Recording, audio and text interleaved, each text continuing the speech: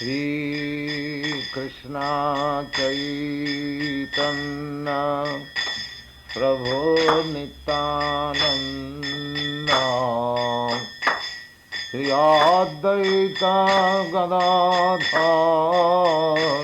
Shivasadi Gaur Bhakta Vrinda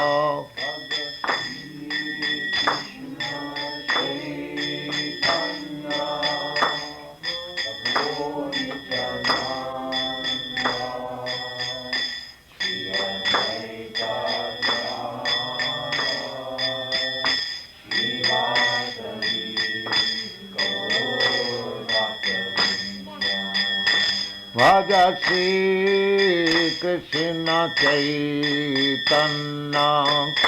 Prabhu Nityananda Shri Advaita Gadadhar Shivasadi Gaur Bhakta Vrinda Bhaja Shri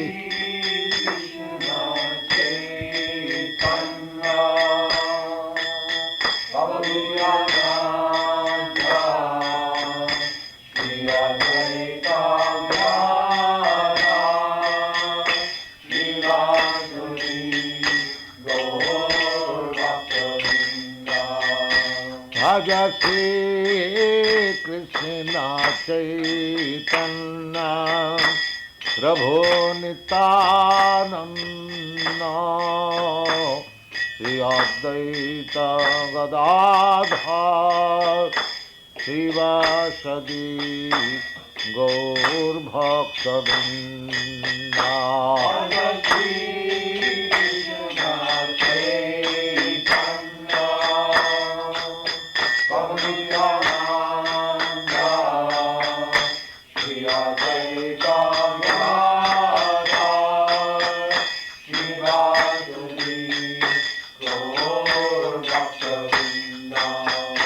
Bhaja Shri Krishna Chaitanya Prabhu Nityananda Shri Advaita Gadadhar Shivasadi Gaur Bhakta Vrinda Bhaja Shri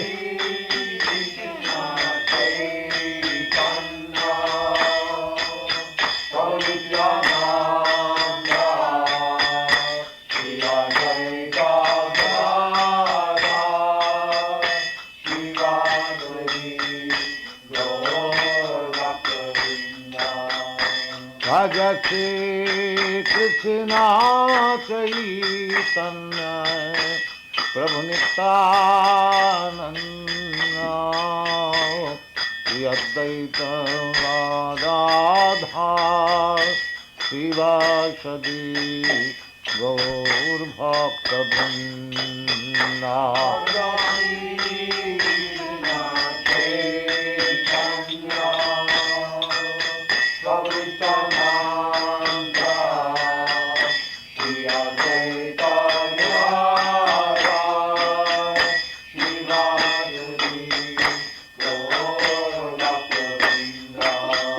Bhaja Shri Krishna Chaitanya Prabhu Nityananda Bhaja Bhaja Shri Krishna Chaitanya Bhaja Shri Krishna Chaitanya Prabhu Nityananda Shri Advaita Gadadhar Shivasadi Gaur Bhakta Vrinda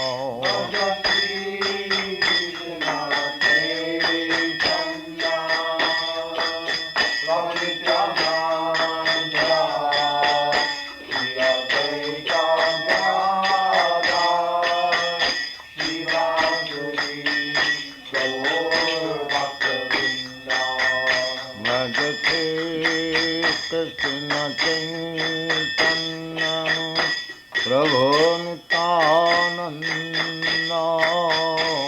Shri Advaita Gadadhar Srivasadi Gaur Bhaktavinda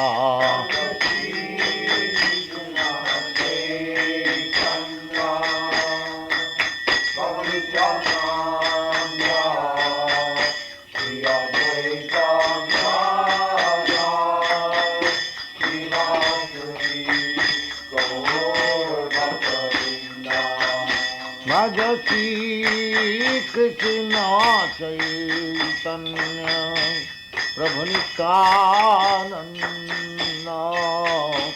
Shri Advaita Gadadhar Srivasadi Gaur Bhaktavinda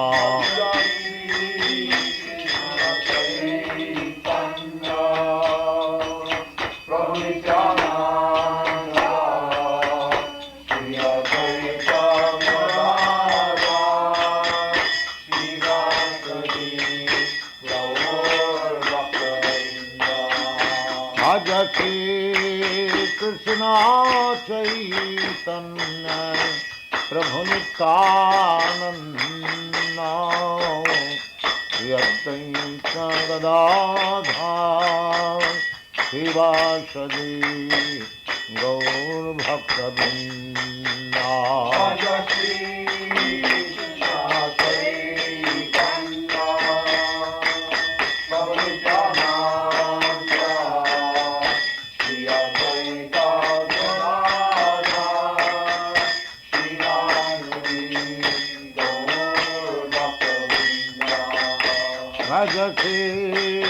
Krishna Chaitanya Prabhu Nityananda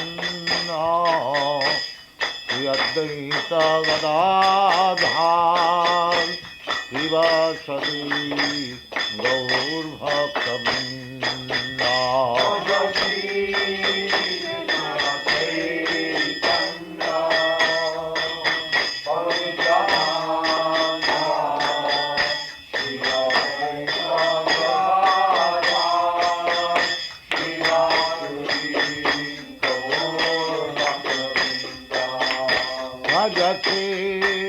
Krishna Chaitanya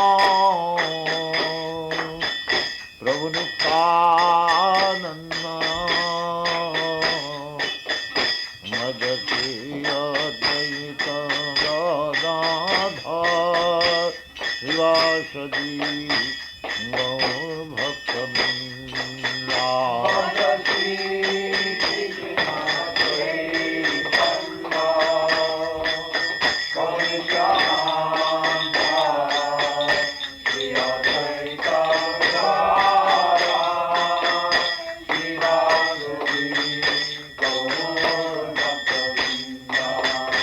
Bhajati Krishna Chaitanya Prabhu Nityananda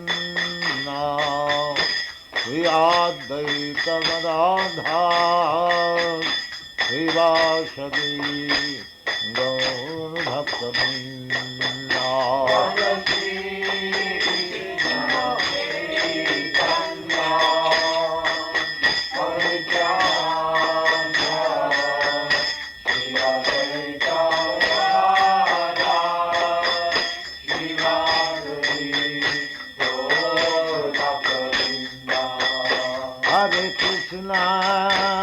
Hare Krishna, Krishna Krishna, Hare Hare, Hare Rama, Rama Rama, Hare Hare. Hare Krishna, Krishna Krishna, Hare Hare, Hare Rama, Rama Rama, Hare Hare. Hare Krishna, Krishna Krishna, Hare Hare, Hare Rama, Rama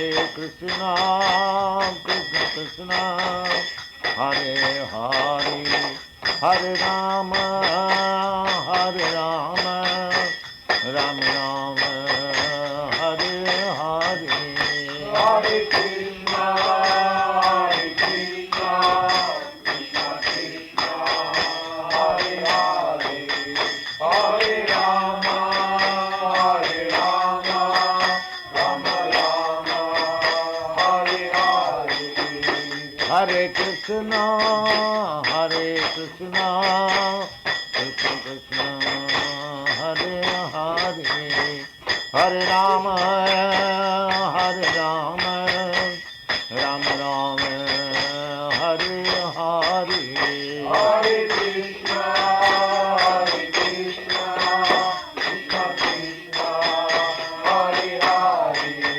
Hare Rama, Hare Rama, Rama Rama, Hare Hare, Hare Krishna, Hare Krishna, Krishna Krishna, Hare Hare, Hare Rama, Hare Rama, Rama Rama, Hare Hare, Hare Krishna, Hare Krishna, Krishna Krishna, Hare Hare, Hare Rama, Hare Rama, Rama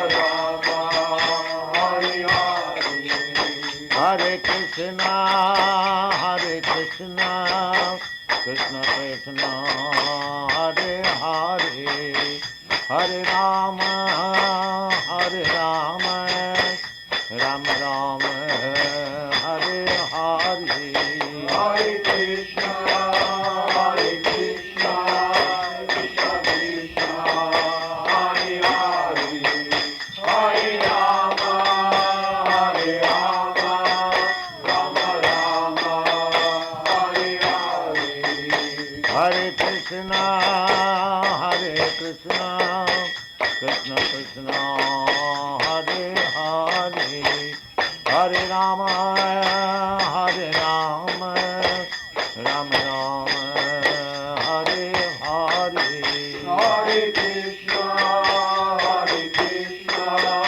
Krishna Krishna, Hare Hare, Hare Rama, Hare Rama, Rama Rama, Hare Hare, Hare Krishna, Hare Krishna, Krishna Krishna, Hare Hare, Hare Rama, Hare Rama, Rama Rama, Hare Hare, Hare Krishna, Hare Krishna, Krishna Krishna, Hare Hare, Hare Rama, Hare Rama, Rama Rama, Hare Hare, Hare Krishna, Hare Krishna, Krishna Krishna, Hare Hare, Hare Rama, Hare Rama, Rama Rama, Hare Hare, Hare Krishna, Hare Krishna, Krishna Krishna, Hare Hare, Hare Rama, Hare Rama,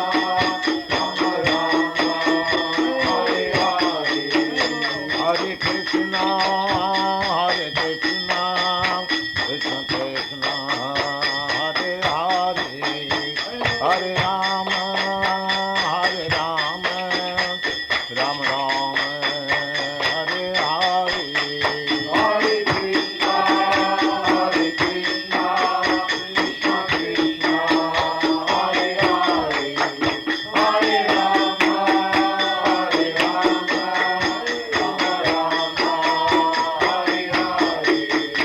Hare Krishna, Hare Krishna, Krishna Krishna, Hare Hare, Hare Rama, Hare Rama, Rama Rama, Hare Hare, Hare Krishna, Hare Krishna, Krishna Krishna, Hare Hare,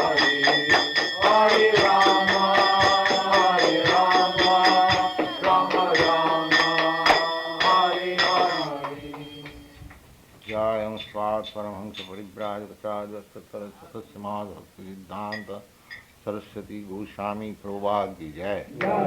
Anant Koti Vaishnavinda ki jai. Namacharya Srila Haridas Thakur ki jai.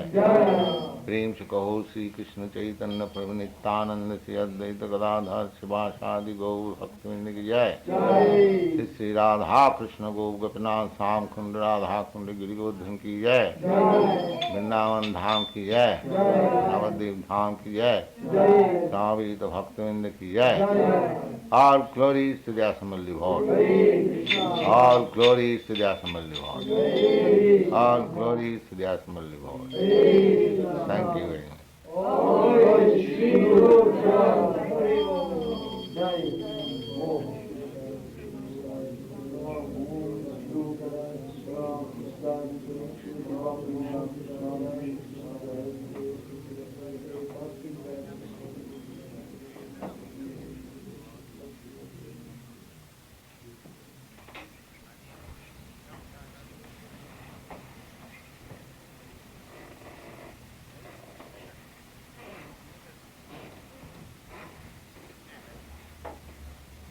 Hare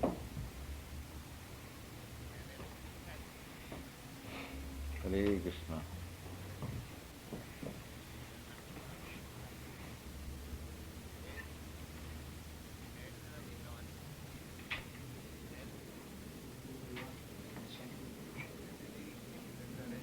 Yes, second.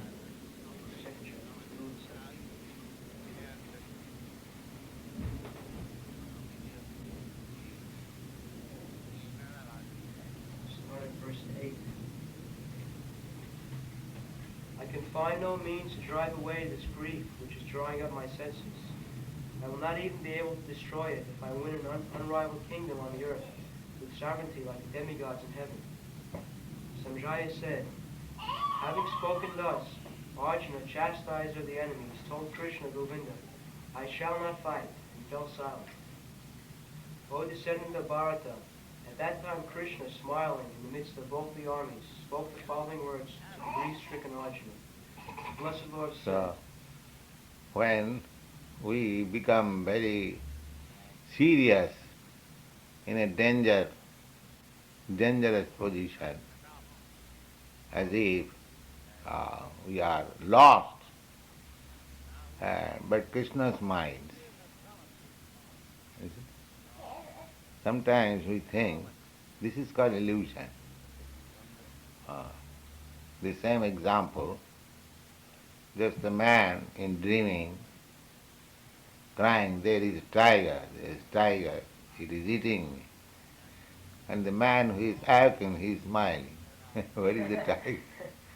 Where is the tiger? And this man is crying, tiger, tiger, tiger. Similarly, when we are very much perplexed, just like the politicians, they are sometimes perplexed in political situation and claiming, this is my land, my country. The other party also claiming, it is my land, my country, and they are fighting very gravely. Krishna smiles. Avoid this nonsense of claiming my country, my land. It is my land and they are claiming my land and fighting. Actually, the land belongs to Krishna, but these people, under illusion, claiming, it is my land, it is my country, forgetting how long you shall belong to this country or this nation. That is called illusion. So, this is our position. Without understanding our real position, we are perplexed with these all worldly problems, which are all false. Janasya mohoyang ahangamami. Moha means illusion. This is illusion. So everyone is under this illusion. So one who is intelligent, if he can understand that this worldly position is simply illusion, all the thoughts which I have concocted based on the principle of I and mine, this is all illusion.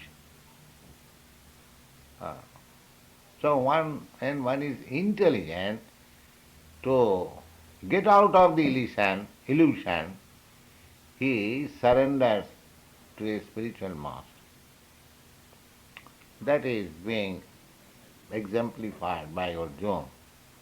When he is too much perplexed, he was talking with Krishna as friend, but he saw that this friendly talking will not solve my question, and he selected Krishna because he knew the value of Krishna. At least he ought to have known his friend. And he knows that Krishna is accepted, although he is acting as my friend, but by great authorities Krishna is accepted as the Supreme Personality of Godhead.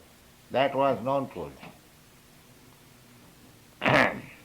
So, he said that I am so much puzzled that I cannot understand, even accepting that I shall be victorious in this battle. Still, I shall not be happy.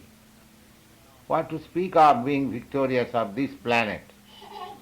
If I become the king of all other planets, or if I become a demigod in the higher planetary system, still this distress cannot be mitigated.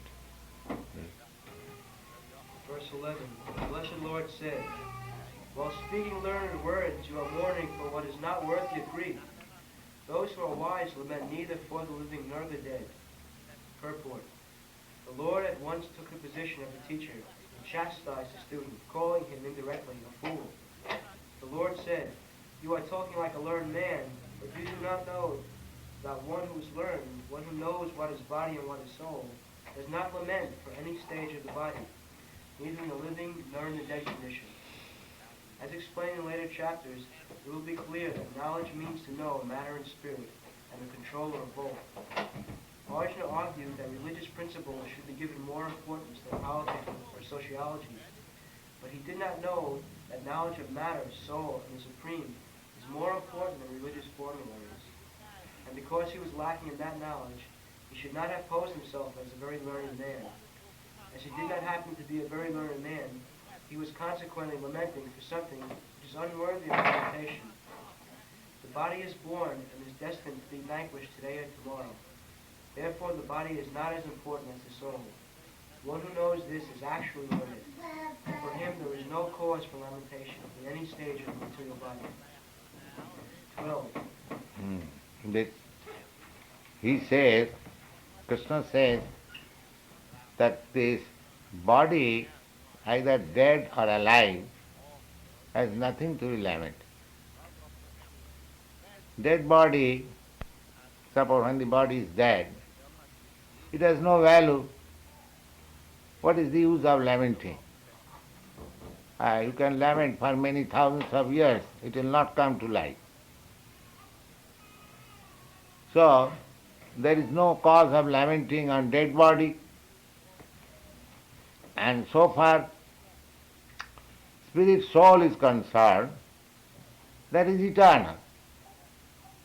Even it appears to be dead, or with the death of this body, he does not die. So, why one should be overwhelmed, my father is dead, my such and such relative is dead, and crying. He is not dead. This knowledge one must have. Then he will be cheerful in all cases, and he will be interested simply in Krishna consciousness. There is nothing to be lamented for the body, either alive or dead. That is being instructed by Krishna in this chapter. Go on. Never was there a time when I did not exist, nor you, nor all these kings, nor in the future shall any of us cease to be. Purport. In the Vedas, in the Katha Upanishad, as well as in the Svetasvatara Upanishad, it is said that the Supreme... Sita-shata. Shita-shata. There are many Upanishads. They are called Vedas. Upanishads are the headlines of the Vedas. That's like in a chapter there is a headline. Similarly, these Upanishads are the headlines of the Vedas. Kathopan, there are 108 Upanishads. Principle. Out of that, 9 Upanishads are very important.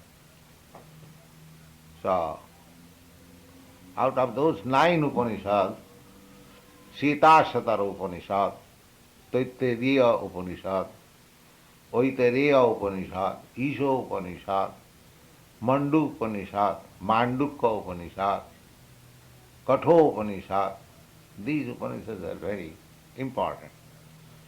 And whenever there is argument on some point, one has to give reference from these Upanishads. If one can give reference from the Upanishad, then his argument is very strong. Sabda pramana. Praman means evidence. Evidence, if you want to gain in your case, just like you have to give very nice evidence in a court. Similarly, according to Vedic culture, the evidence is praman. Praman means evidence, sabda praman. There are 3 kinds of evidences accepted by the learned scholar in Vedic culture. The one evidence is pratyaksha. Pratyaksha means direct perception. Just like I am seeing you, you are seeing me. I am present, you are present. This is direct perception. And there is another evidence which is called anuman. Suppose in that room, and I am coming just now, I do not know whether any person there is or not, but there is some sound. I can imagine, there is somebody. This is called anuman. In logic it is called hypothesis. That is also evidence. If by my bona fide suggestion I can give evidence, that is also accepted. So direct evidence and what is it called, hypothesis or suggestion evidence. But the strong evidence is Sabda Brahma. Sabda Brahma. That means Veda. If one can give evidence from the quotation of the Vedas, then it has to be accepted. Nobody can deny the Vedic evidence. That is the system. How it is so, Chaitanya Mahaprabhu has given very nice example. That is in the Vedas. Just like we keep corn shell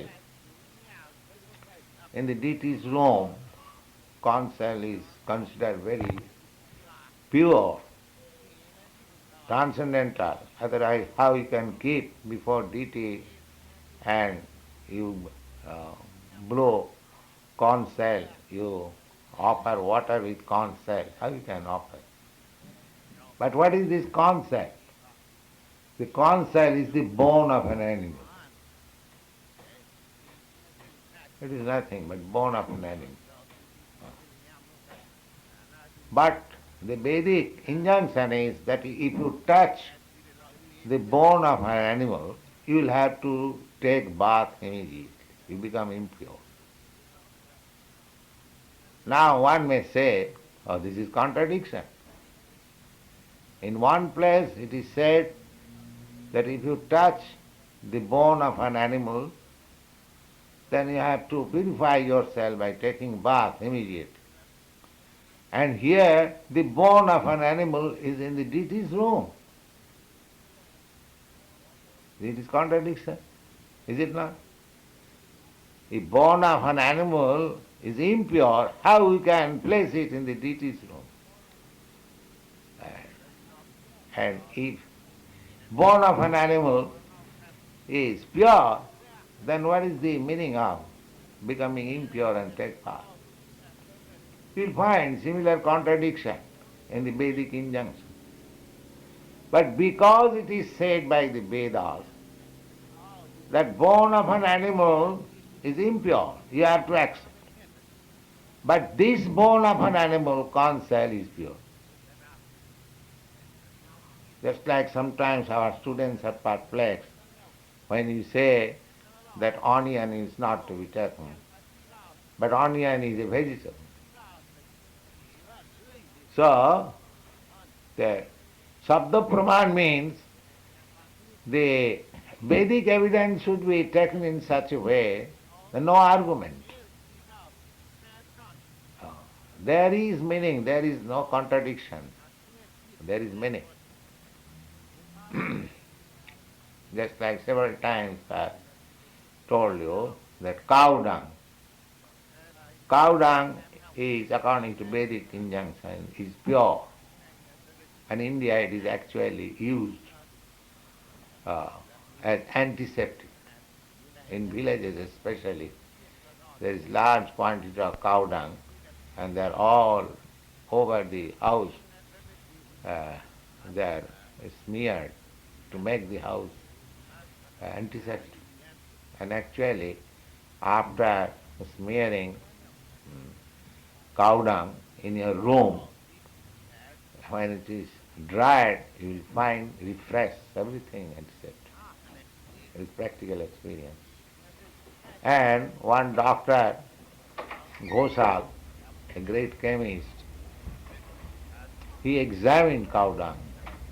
So why cow dung is so much important in the Vedic literature? He found that cow dung contains all the antiseptic properties.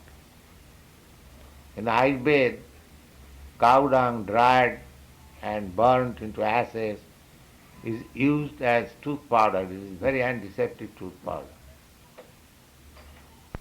Similarly, there are many things, many injunctions in the Vedas which may apparently appear as contradiction, but they are not contradiction. They are on experience, on transcendental experience. Just like a father says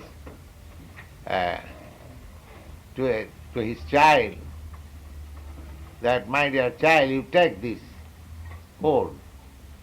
It is very nice.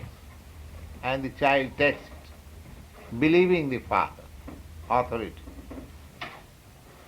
The father says, the child knows that my father, he is confident that my father will never give me anything which is poison.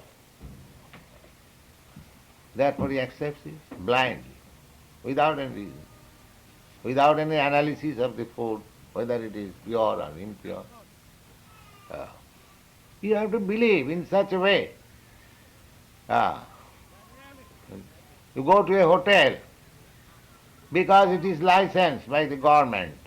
You have to believe when you take foodstuff there, it is nice, it is pure, or it is antiseptic, or it is But how do you know it? The authority. Because this hotel is authorized by the government, it has got license. Therefore, you believe. Similarly, Shabda Praman means as soon as there is evidence in the Vedic literature, this is this, you have to accept that. Then your knowledge is perfect because you are accepting things from the perfect source. Similarly, Krishna is accepted as the Supreme Personality of Godhead. Whatever he says, it is all right. Accept. Arjuna said at last, Sarvameta Mritagamanne. My dear Krishna, whatever you say, I accept it. That should be our principle. Why should we bother about researching when the evidence is there from the authority? So, to save time, to save trouble, one has to accept the authority, actual authority. This is the Vedic process. And therefore Veda says, Tadvijnanatham sa gurumeva vigachet. Tadvijnanatham, in order to learn that transcendental science, one has to accept Guru meva. Certainly, one must. Otherwise there is no possibility. So therefore, Krishna is accepted here as the spiritual master of Arjuna, and as the spiritual master or father or teacher has got right to chastise his son or disciple.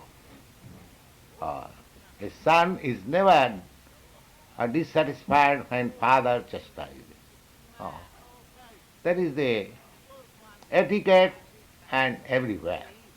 Even the father is sometimes violent. The child or the son tolerates. The typical example is Prahlad Maharaj. Innocent child, Krishna consciousness child, but his father tortures. He never says anything. All right.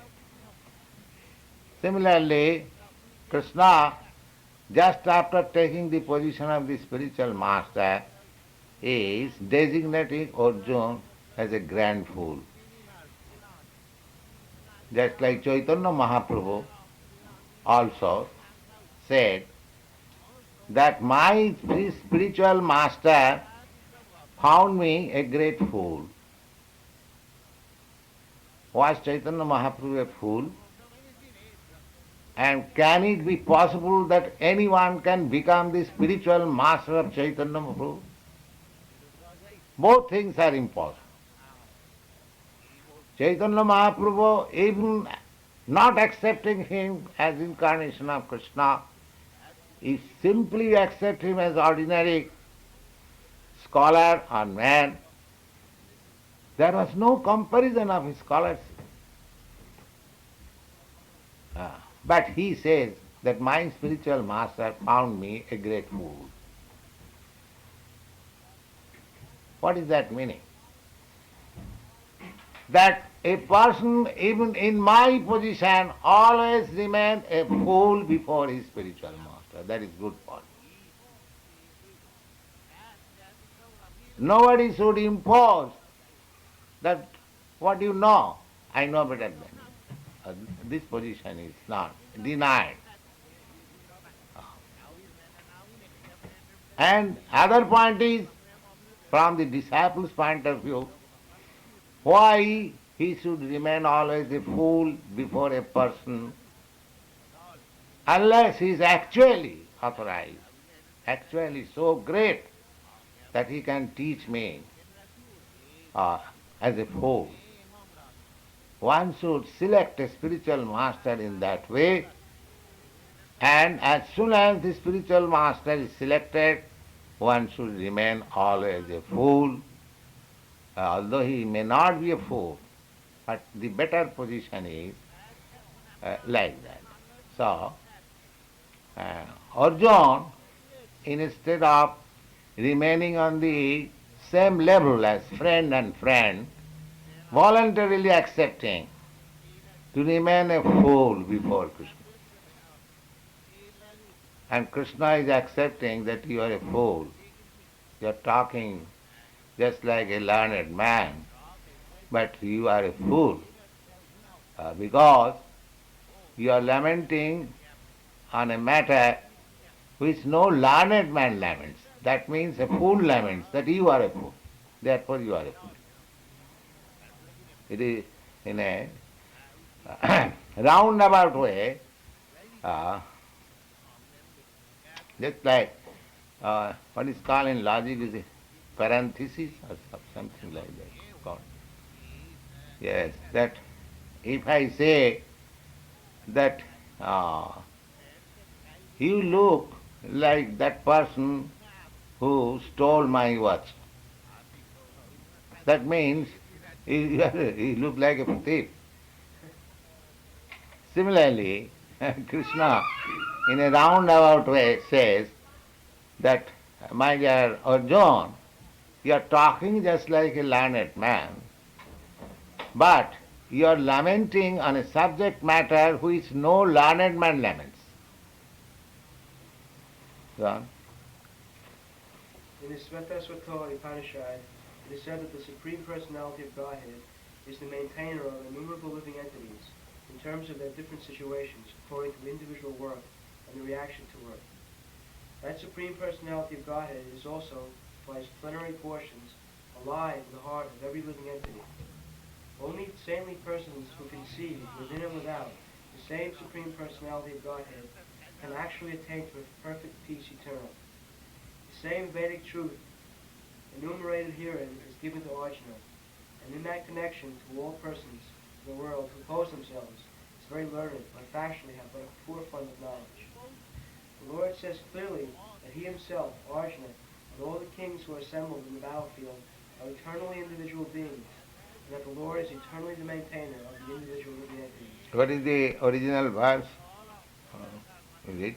Never was there a time when I did not exist, nor you, nor all these Now, things. never there was a time when I did not exist, nor you, nor these people.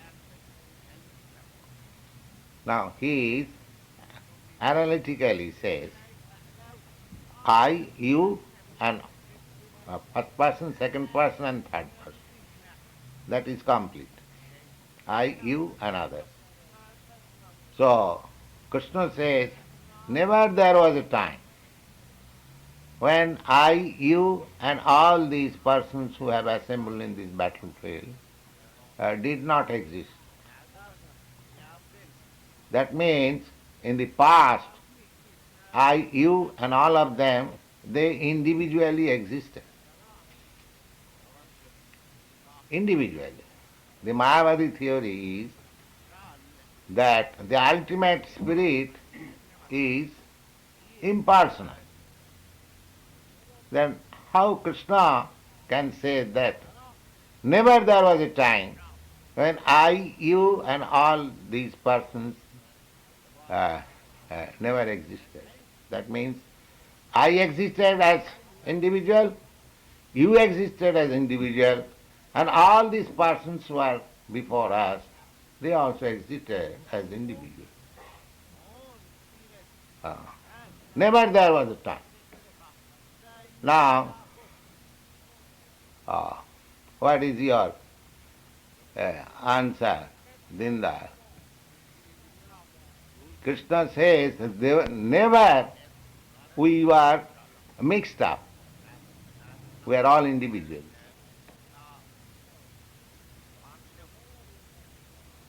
And he says, never we shall remain, never there will be time when we shall not exist.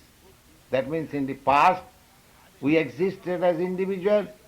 In the present there is no doubt we are existing as individual. And in the future also we shall continue to remain as individuals. Then when the impersonal conception comes at all, in the past, present, future, there are three times. Huh? And all the times we are individuals. Then when God becomes impersonal or I become impersonal or you become impersonal, where is the chance? Now Krishna clearly says, and there was never time when I, you and all these individual kings or soldiers, and that it is not that we did not exist in the past.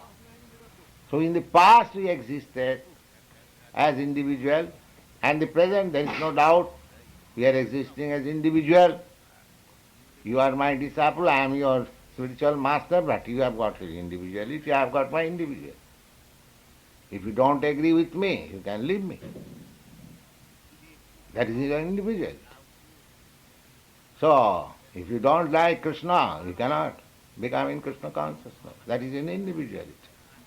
So this individuality continues. Similarly, Krishna, if he does not like you, he may refuse you, Krishna consciousness. Not that because you are following all the rules and regulations, Krishna is obliged to accept you. No. If he thinks that he is nonsense, I cannot accept it. He will reject it. So he has got individuality, you have got individuality, everyone has got individuality. Where is the question of impersonalism come? There is no possibility.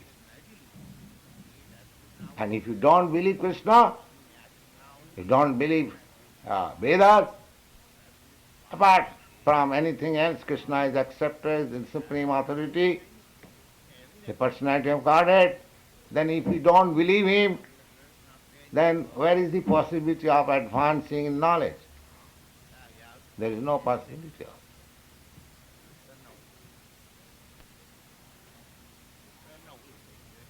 So there is no question of individuality. This is the statement of authority. Now, apart from statement of authority, you have to apply your reasons and arguments. Oh. Can you say anywhere there is agreement between two parties? No. Go study in the state or in the family, in the community, in the nation. There is no agreement. Even in the assembly, even in your country. Suppose there is Senate. Everyone has got country's interest, but he is thinking in his individual way. One is thinking that my country's welfare will be in this line. Otherwise, why there is competition during election of president? Everyone is saying that America needs Nixon. And another president, he also says, America needs me. But why two? If America needs you, or you are both no, there is individuality.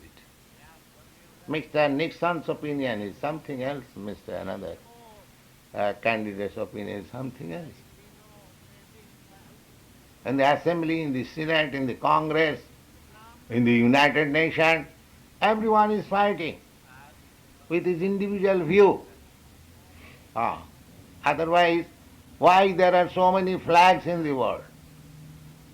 You cannot say anywhere impersonalism. Personality is predominating everywhere.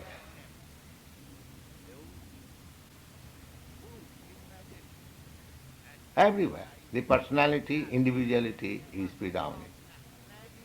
So, we have to accept. We have to apply our reason, arguments, and accept the authority. Then the question is solved. Otherwise, it is difficult.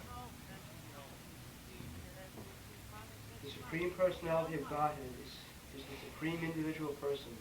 And Arjuna, the Lord's eternal associate, and all the kings assembled there are individual, eternal persons. It is not that they did not exist as individuals in the past, and it is not that they will not exist, they will not remain as eternal persons. Their individuality existed in the past, and their individuality will continue in the future without interruption. Therefore, there is no cause for lamentation for anyone of the individual living entities. The Maya body or impersonal theory that after liberation the individual soul, separated by the covering of Maya or illusion, will merge into the impersonal Brahman without individual existence. Now, the Mayavadi says that this individuality is Maya. So, their conception is that spirit, the whole spirit is a lump. Their theory is ghatakas patakas. Ghatakas patakas means just like sky. The sky is an expanse, an impersonal expanse. So, in a pot, in a water pot, in a pitcher that is closed, now within the pitcher there is also sky, a small sky.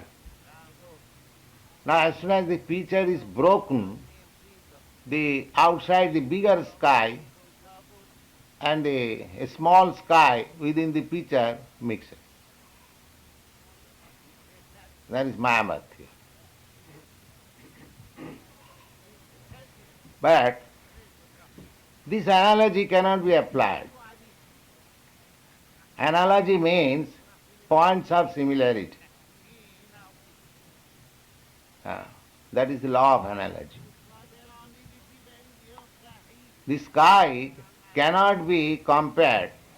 The small sky within the pitcher cannot be compared with a living entity. It is material. Matter. Sky is matter. And individual living entity is spirit. So, how you can say that's like a small ant. It is spirit, soul. It has got its individuality. But a big dead stone, hill or mountain, it has no individuality. So matter has no individuality. The spirit has individuality. So if the points of similarity differ, then there is no analogy. That is the law of analogy.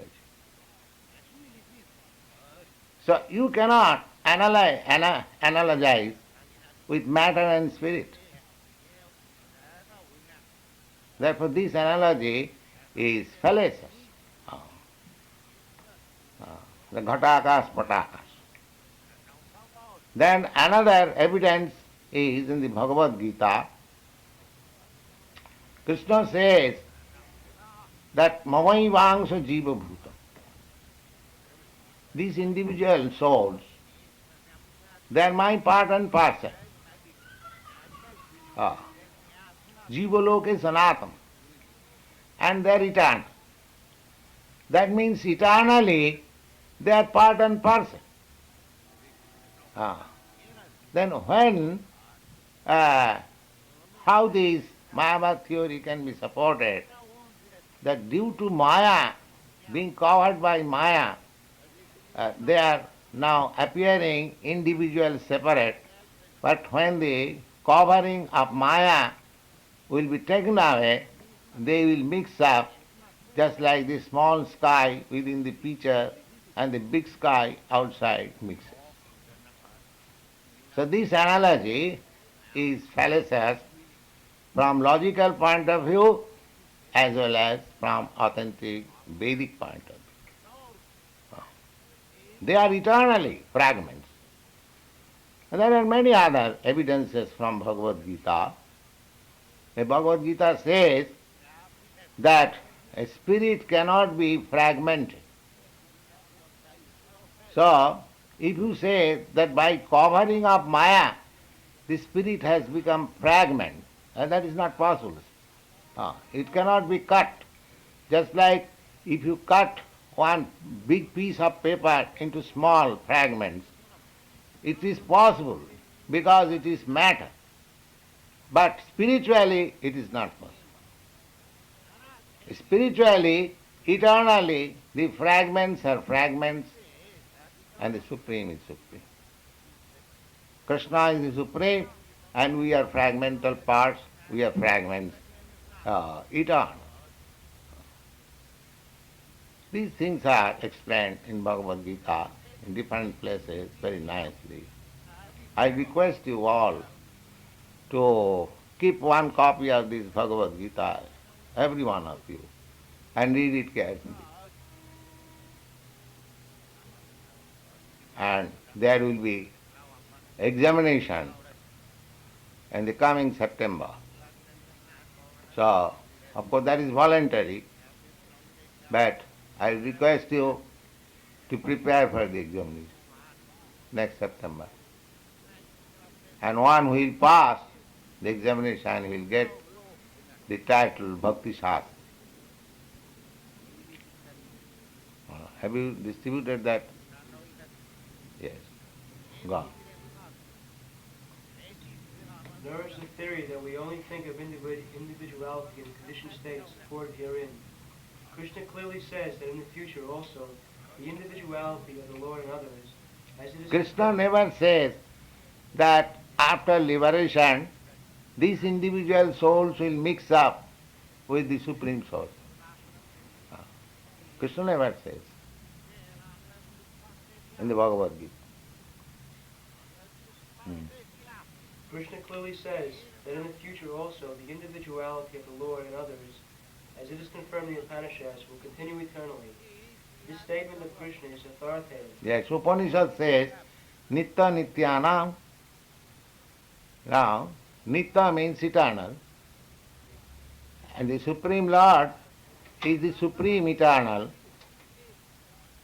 and we, individual souls, we are also many eternals. So he is the leader eternal. Eko bahunam, how he is leader? Eko bahunam vidadhati kaman. That one singular number eternal person, he is supplying all the needs of other eternals. These things are clearly said in the Vedas.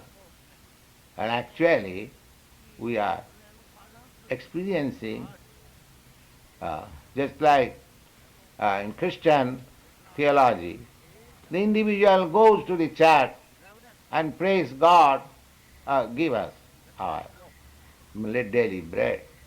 Why? He is asking God. Of course, this atheist class of men are now teaching them, where is bread? You are going to church. You come to us, we shall supply you bread.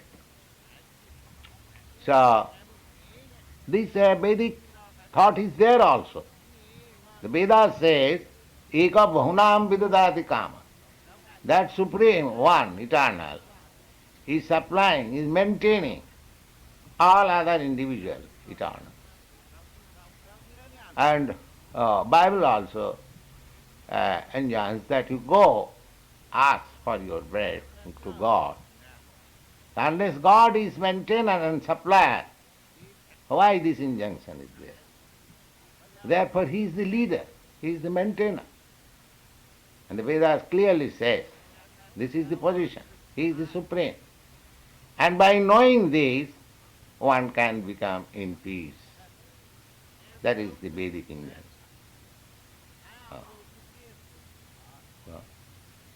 This statement of Krishna is authoritative because Krishna cannot be subject to illusion. If individuality... Yes, if the Mayavadi philosopher says that this statement of Krishna is in Maya, that he says that everyone was individual in the past. No, in the past everyone was one, lump sum, homogeneous. And by Maya, we have become individual. If the Mayavadi says like that, then Krishna becomes one of the conditioned soul. He does not, he loses his authority. Because conditioned soul cannot give you the truth. I am conditioned soul, I cannot say something which is absolute. So Krishna is accepted as the absolute. So if the Mayavadi theory is accepted, then Krishna's theory has to be rejected. If Krishna is rejected, then there is no need of reading Krishna's book, Bhagavad Gita. It is useless, waste of time. If he is a conditioned soul like us, because we cannot take any instruction from a conditioned soul. So the spiritual master, even if you take that he is conditioned soul, but he does not speak anything from his own side. He speaks from Krishna's side. So, unless the Vedic principle is that unless one is not liberated from the material conditions, he cannot give us any perfect knowledge. The conditioned soul, however he may be academically advanced, educated, he cannot give us any perfect knowledge.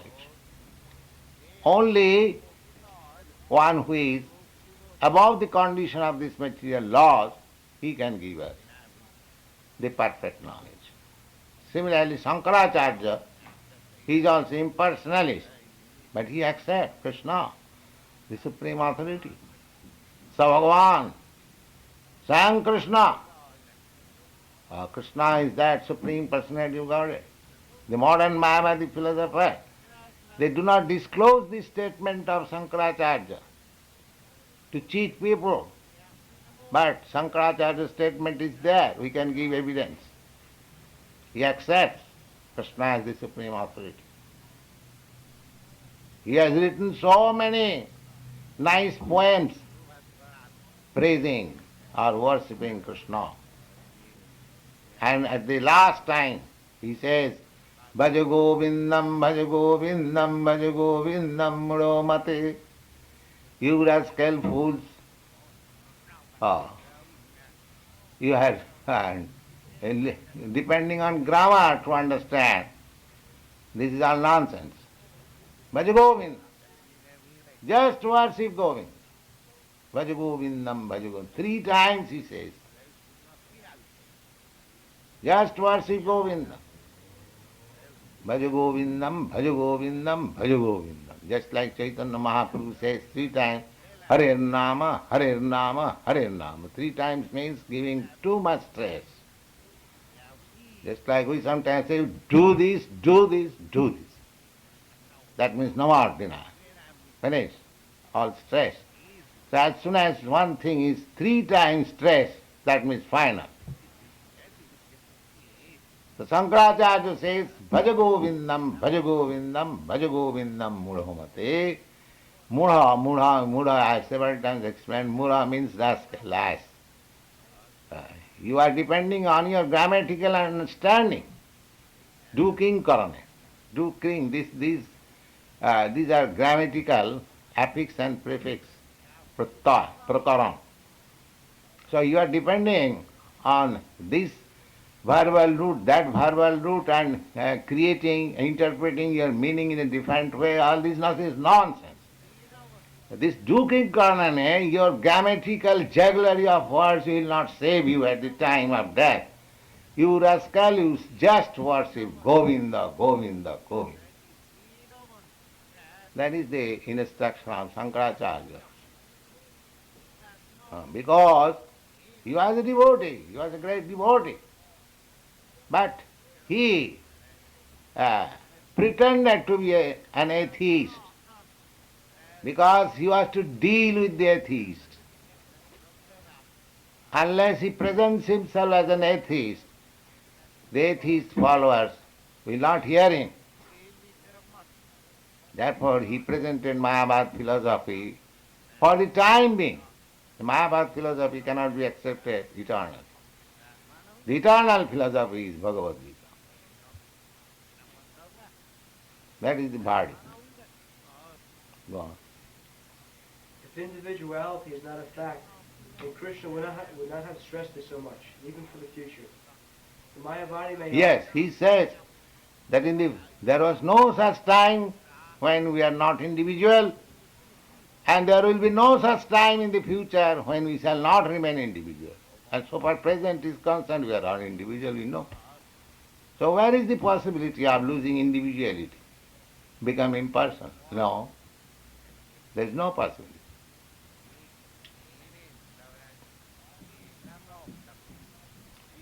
This voidism, impersonalism, their artificial way of negating the perplexing variegatedness of this material existence. That is the negative side only. That is not a positive side. The positive side is that, as Krishna says, tattadehang punarjanmanaiti mameti kaunte. After giving up this material tabernacle, one comes to me. Just like after leaving this room, you have to enter another room. You cannot say that after leaving this room, I shall live in this car.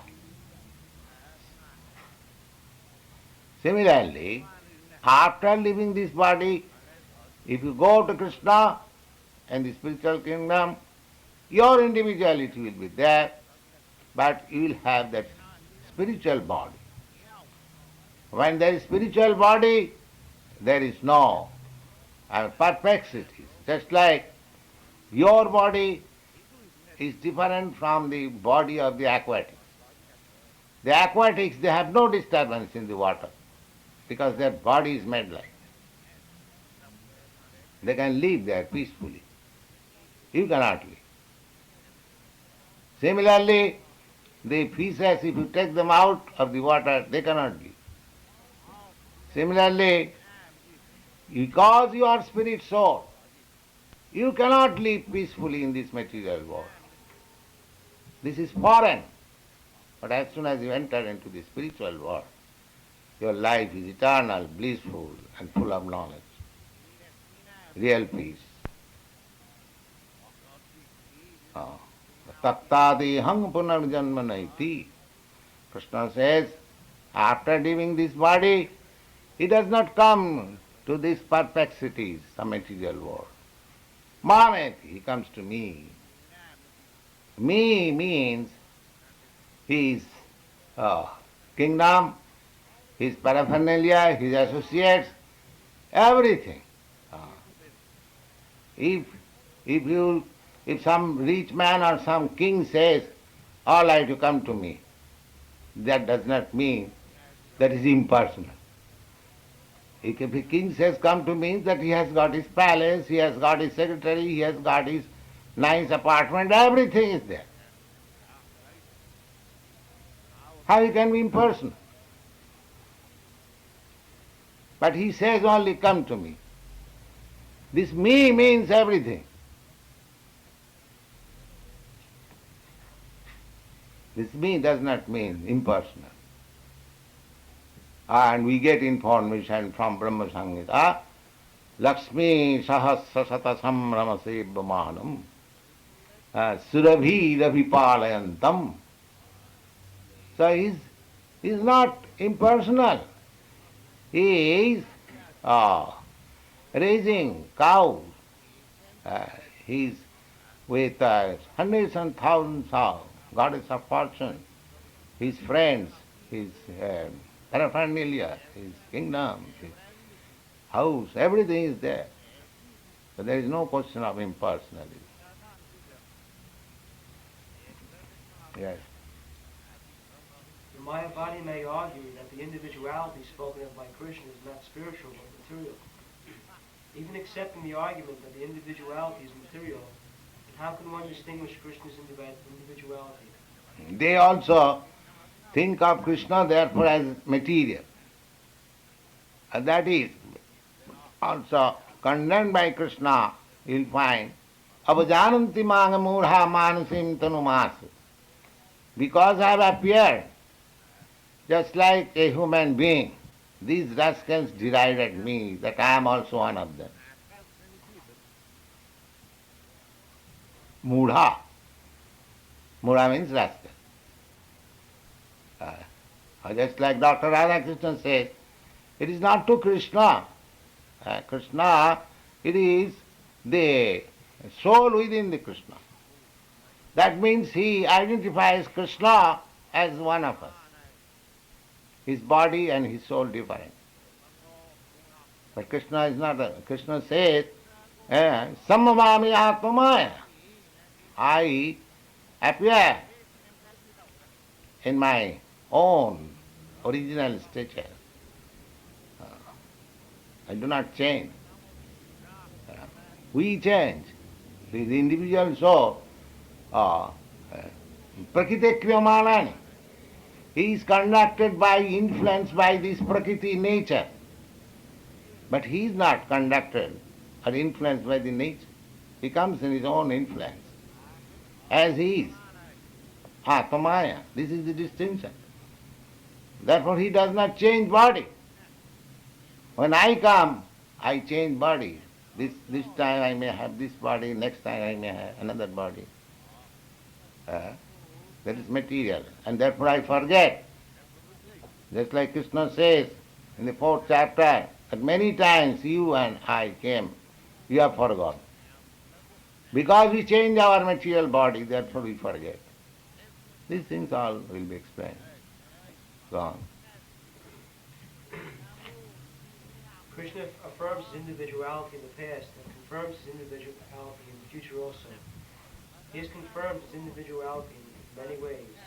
An impersonal Brahman has been declared as subordinate to him. Krishna has maintained spiritual individuality all along, and if he is accepted as an ordinary conditioned soul in individual consciousness, then his Bhagavad Gita has no value as an authoritative scripture. A common man with all the defects of human frailty is unable to teach that which is worth hearing. Bhagavad Gita is above such literature. No mundane book compares with the Bhagavad Gita. When one accepts Krishna as an ordinary man, the Bhagavad Gita loses all importance. The Mayavadi argues that the plurality mentioned in this verse is conventional and that the plurality refers to the body. But previous to this verse, such a bodily conception has already been condemned. After condemning the bodily conception of living entities, how was it possible for Krishna to place a conventional proposition on the body again? Therefore the plurality is on spiritual grounds, as is confirmed by great teachers like Sri Ramanuja. It is clearly mentioned in many places in the Bhagavad Gita that this spiritual plurality is understood by those who are devotees of the Lord. Those who are envious of Krishna as the Supreme Personality of Godhead have no bona fide access to the great literature. The non-devotee's approach to the teachings of the Bhagavad Gita is something like a bee licking on the bottle of honey. One cannot have a taste of honey unless one can taste within the bottle. Similarly, the mysticism of the Bhagavad Gita can be understood only by devotees. No one else can taste it, as is stated in this 4th chapter of the book. Nor can the Gita be touched by persons who envy the very existence of the Lord. Therefore the Mayavadi explanation of the Gita is a most misleading presentation of the whole truth. Lord Chaitanya has forbidden us to read commentaries made by the Mayavadis. Yes, Lord Chaitanya has clearly said, Mayavadi bhashya sunile hoy sarvanash. One meets a disaster if he hears a Mayavadi philosopher to understand Vedic literature. That is his injunction. Mayavadi bhashya sunile hoy sarvanash. Sarvanash means disaster. It is actually disaster. The Mayavadi bhashya, Mayavadi commentary, they simply try the individual, teeny, individual spiritual spark that you are the Supreme. So he is just Dr. Frog. So popped up when at one time it will burst. Therefore it is disastrous. It is disastrous. Mayavadi bhashya sunile hai sarvana. So, therefore. Finished? Yes. Oh, not yet. Therefore the Mayavadi explanation of the Gita is a most misleading presentation of the whole truth. Lord Chaitanya has forbidden us to read commentaries made by the Mayavadis and warns that one who takes to an understanding of the Mayavadi philosophy loses all power to understand the real mystery of the Gita. If individuality refers to the empirical universe, then there is no need for teachings of the Lord. The plurality of the individual souls and of the Lord is an eternal fact, and it is confirmed by the Vedas as above mentioned. So you read very carefully Bhagavad Gita. You'll have to meet so many opposing elements, so you have to argue and you convince them.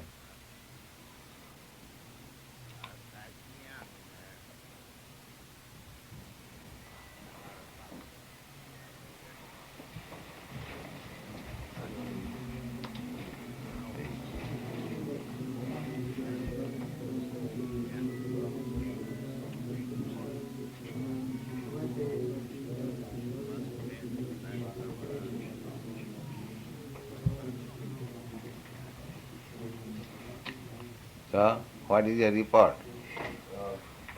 Yesterday we saw 125 magazines and collected $20. Today, so far during the day, we have sold. How many have you sold today? 85 today so far. And there is night. Tonight we will go out tonight. I have a question. About the middle of the lecture, you said that Krishna said that everybody always lived on. I lived on, you lived on, and everybody here lived on. Does that mean us in this room lived on too? What do you, always lived? what do you think? I don't know. Yes. All means including all men of this room also. You also. Yes. You lived in the past, you are living at present, you live in the future also.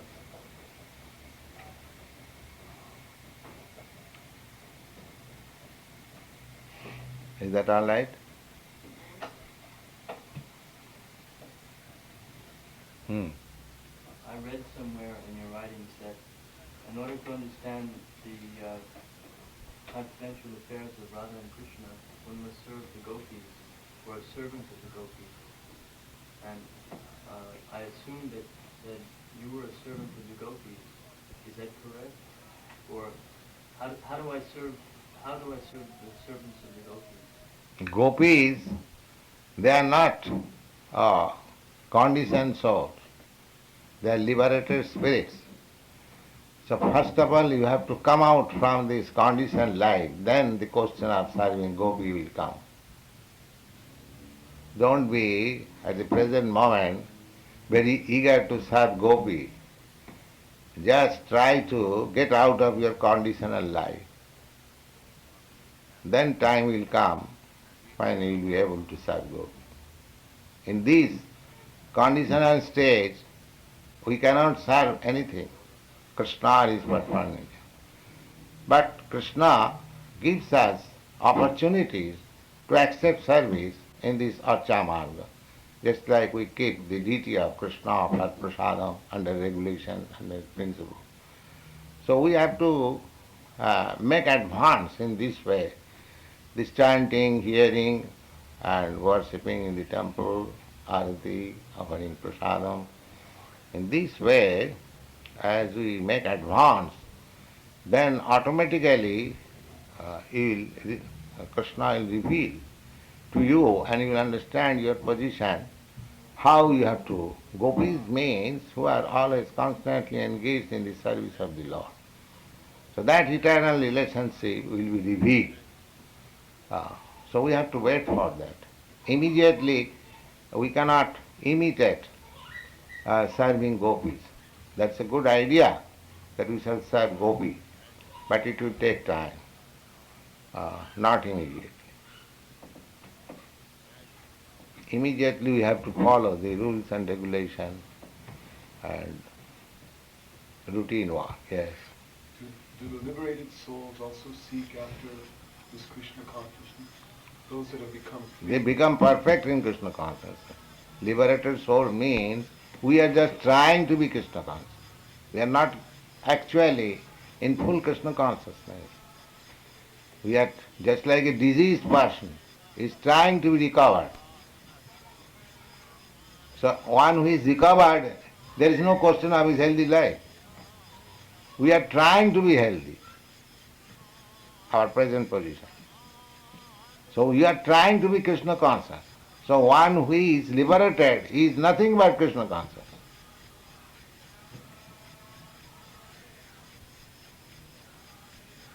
You follow? Yes. Krishna consciousness is the perfection of life. So we are trying to reach that platform of perfection by regulative principle. But when we are actually on the platform, there is nothing but Krishna consciousness. That is the perfection of life.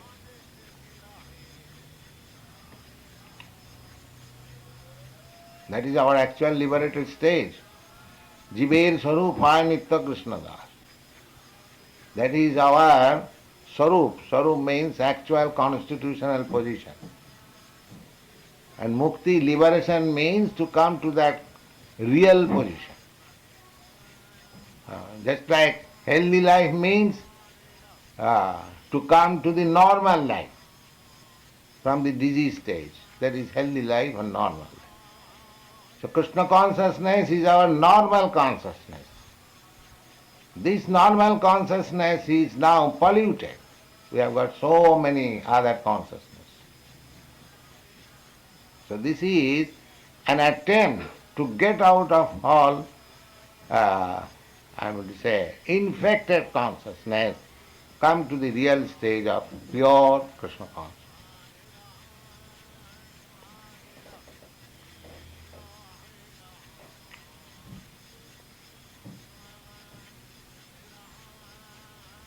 One question, no more. Next. Yes. In Srimad Bhagavatam, you said that, stated that Vyasadeva was afraid when Sudha Goswami was born that he would leave home because he was already a liberated soul. It says in Srimad Bhagavatam that Vyasadeva was afraid that Sudha Goswami, when he was born, would leave home because he was already a liberated soul. Yes. But he was attracted to Krishna's pastime. Yes. So, That is the sign of liberation. Because to become attracted by Krishna, that is our normal condition. So he was liberated, therefore normally he became attracted with Krishna's pastime. That is his normal life. One who is not attracted by Krishna's pastimes, he will be attracted by President Johnson's pastimes. One has to be attracted. One has to be attracted by the dog's pastimes. Don't you see a person how he is serving the dog? The dog stands, passes urine, he also stands. You see? He is a human being and he is waiting for the dog passing urine. How much he is attending the pastimes of the dog. So if you not attracted by the pastimes of God, then you will have to be attracted by the pastimes of the dog. There is no other alternative. Either Maya or Krishna.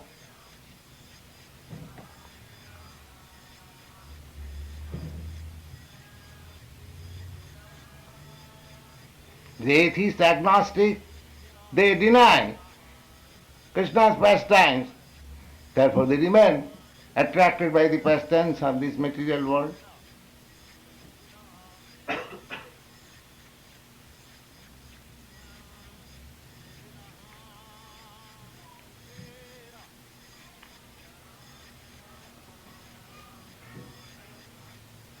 Yes.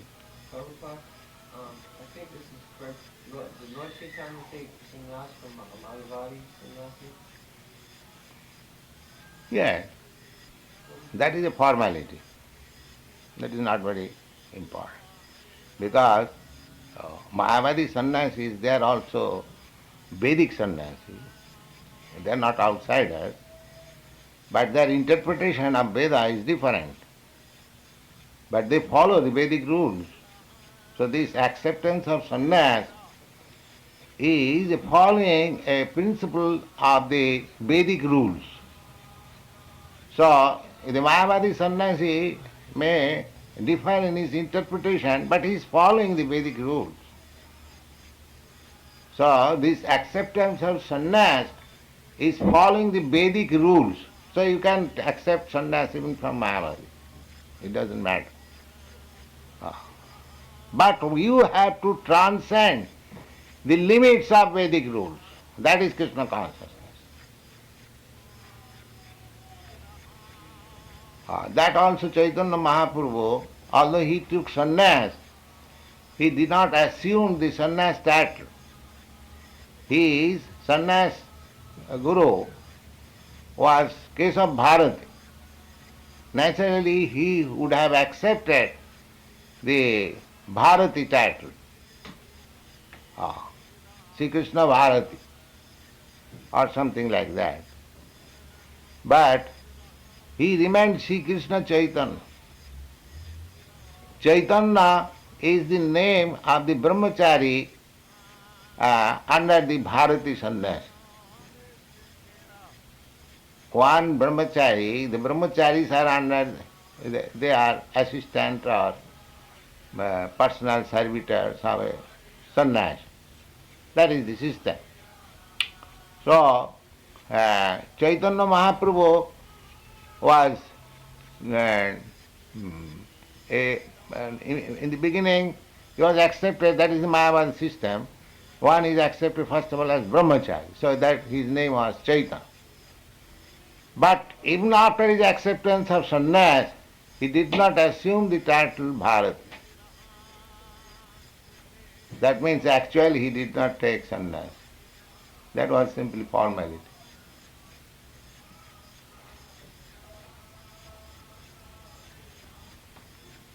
Because Mayavadi sannyasi thinks that he is God. So how he can assume that title? He was preaching, he was going to preach that we are servant of God. Therefore he did not assume that title.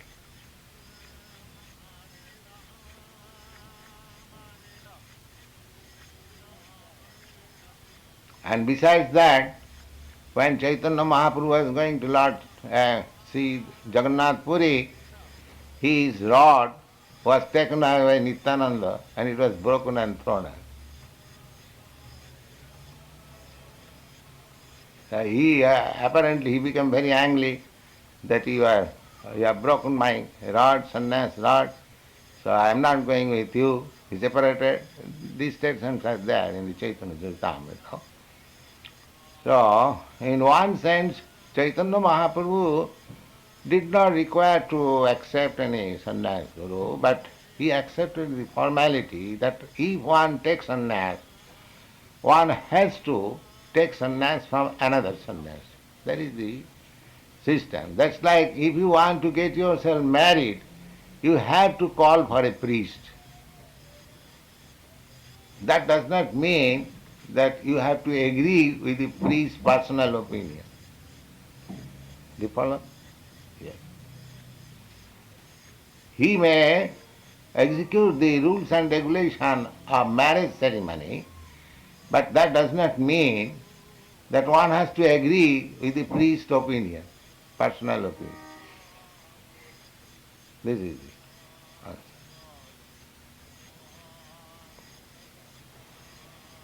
But when you accept a spiritual master, that is not allowed. Unless some person agree with the spiritual master's opinion or philosophy, there is no need of accepting a spiritual master. There is no need. Yes. How is Maya Devi accepted at this sexual position? Hmm? How is Maya Devi in such a distasteful position? How is she a part of the position? He is not like that. he is given that position by Krishna. Because there are many individual souls who will defy Krishna. Therefore Mayavadi is required to punish them. The Mayadevi is required to punish them. Devi jhisa gunamayi mama maya durattaya. It is very difficult to surpass the stringent laws of my Maya. The laws, the Maya is not independent, just like police force. What is the value of police force? Only government gives the power. Does it mean, suppose Mr. John, he comes as a policeman, he is Mr. John, what power he has got? But because government has given him power, he can arrest you. Similarly, Maya has no power. Krishna has given her power to chastise these individual souls who are defying the authority of Krishna. They should be punished. It is Maya's thankless task, but Maya is obedient servant of Krishna. Mama Maya. He says, my Maya.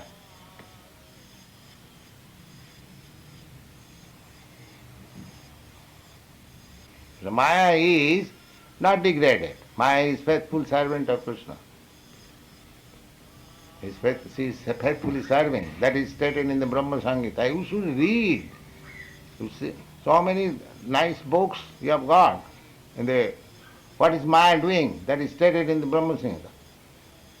Srishti sthiti pralaya sadhana saktirika chaiva yasya bhuvanani vibharti Durga. Durga is Maya. Now what is the position of Maya? The Maya is so strong that Srishti sthiti pralaya. She can perform creation, maintenance and dissolution of this whole universe. It's so powerful. The material nature is so powerful. So Srishti sthiti pralaya sadhana sakti reka. Alone she can do this. As good as Krishna or the Supreme Personality of Godhead. Srishti sthiti pralaya sadhana sakti reka chaiva. But she is just like shadow. Chaiva yasa chaiva jasa. She is working just like shadow. Just like here is shadow of my hand. If I shake my hand, the shadow also shakes. See, Maya is acting like that. In the Bhagavad Gita also it is said, Maya dhakshena prakriti swate sacharacharam. Under my superintendence, Prakriti, the nature or Maya, is acting. Chaiva jasa bhuvanani vibharti Durga. Next line, Ichhanurupamapi jasacha chestate sa. That Maya is acting under the direction of the personality. And who is that personality? Govindamadipurisam tamam bhaja. That personality is Govinda, the Supreme Person. I am offering my respect to you. So Maya is acting under the direction of Krishna, just like the shadow is moving under the movement of the original. So Maya's position is not degraded. Don't think like that. Therefore Vaishnava offers all respect to Maya. Because she is working under Krishna, she is Vaishnavi.